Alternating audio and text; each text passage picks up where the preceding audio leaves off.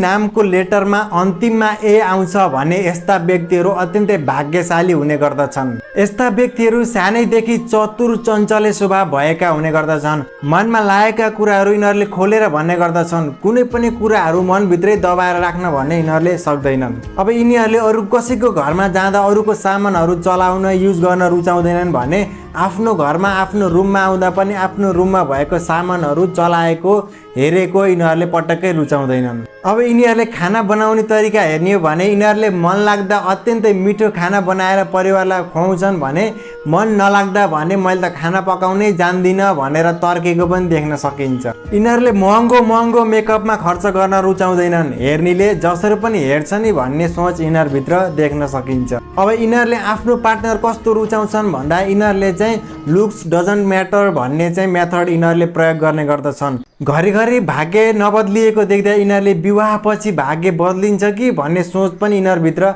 देखिने गर्दछ। जय श्री राधे।